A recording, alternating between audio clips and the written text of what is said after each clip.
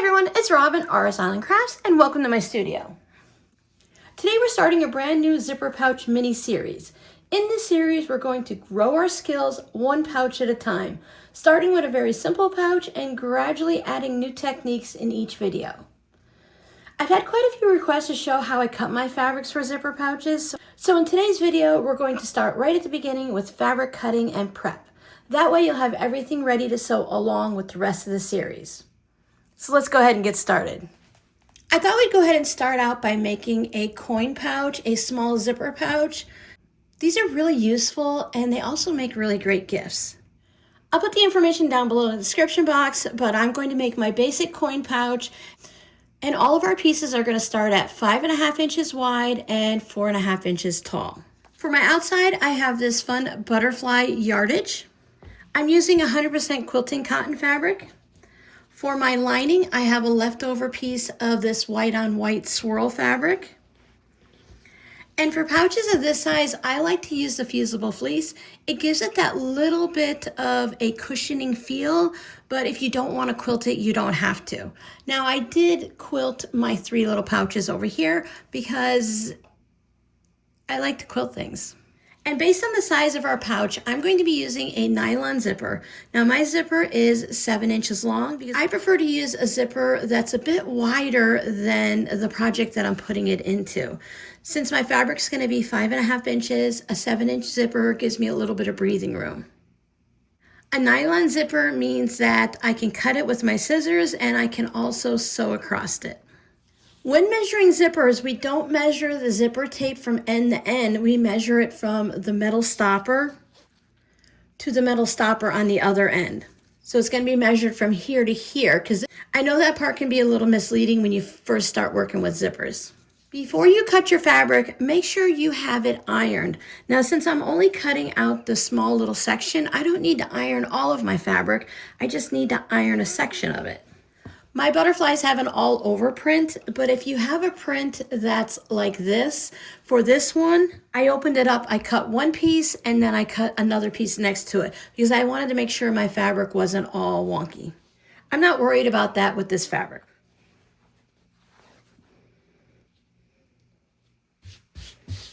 I just want to make sure that there's fabric where I'm cutting underneath because you can't see it. As a quilter, I'm going to be using a rotary cutter and a quilter's ruler, and this is a self-healing cutting mat. You can do this by just drawing the line with a ruler and cutting it out with a pair of scissors. If you're to purchase a pattern or download some of the free ones, sometimes they'll have these shapes already printed on a piece of paper for you, and then you can just pin it on and cut it out that way. But I'm going to use my ruler. I can see the little bit of extra fabric, and remember, I don't want to use my selvage, and this edge is all kinds of crookedness.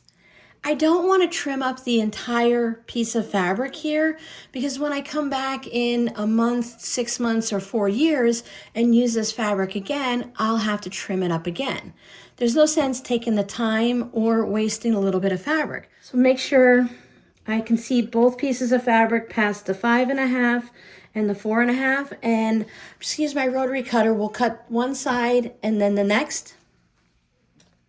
I like to go just a little bit past that corner. Then hold it down and I will press down with my rotary cutter and go a little past the corner and go past like that. While my hand is still on here, I'll pull my fabric to see if I cut it completely. There's a couple threads right there, so I'll just cut those off. I'll just take this and fold it up and put it back in my stash. In one of the future mini-series, we'll be talking about scraps, and I'll give you more information on how I handle cutting out of yardage like this. These are my 2 straight sides, so I'll grab this corner and spin it around to the bottom left. And now I can line my ruler up at 5.5 and 4.5 here.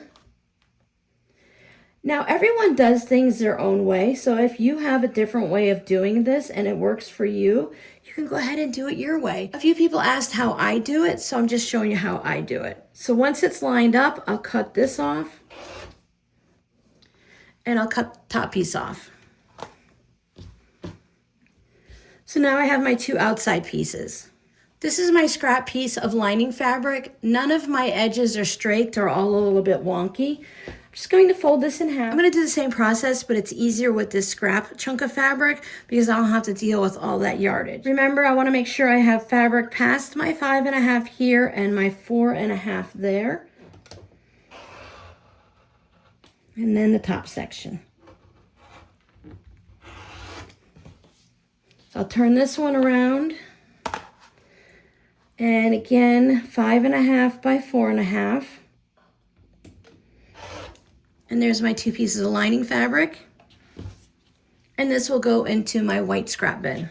I am using the Fusible fleece, so I will be cutting 2 pieces out of this also. I like to buy my Fusible fleece by the bolt. Walmart tends to have the best price. This is the Pellon Fusible fleece. Just my favorite brand to use, and I do buy it by the bolt. So instead of having that whole bolt here on the table, I like to cut out large chunks of it and I work from that. And when I use all those up, then I go ahead and I cut more off. Fusible fleece, as it's named, has a fusible side. So it has these glue dots here and then the soft fleece there.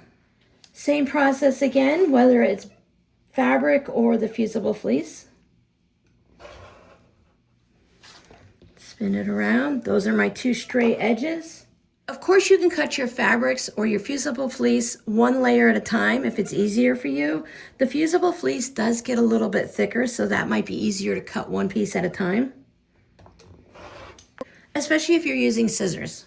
Now, our next step would be to fuse the Fusible fleece to our outer fabric. Remember, we have a rough side with the glue dots, and then a smooth side, that's the fleece. Read the instructions on your product's packaging to make sure you're following those directions. I'm going to put the wrong side of my fabric on top of the Fusible fleece. We did iron our fabric before we cut it, but if it needs to be ironed, you can go ahead and iron it again. And then I like to start in the center and just put a little bit of a weighted press on it, lift it up, and do the other 2 sides. Do that on both pieces. And then for me, I like to make sure the edges are really stuck down well. And if you're working on a larger pouch, I would go over it a couple more times just to make sure everyone is adhered well. If you're quilting this, then it's not as important because the quilting lines will hold it in place. But since this is a smaller pouch, we're just going to use it as is. Next week in the mini zipper pouch series, we're going to go ahead and add the zipper and sew this pouch together. I'll see you there. Bye.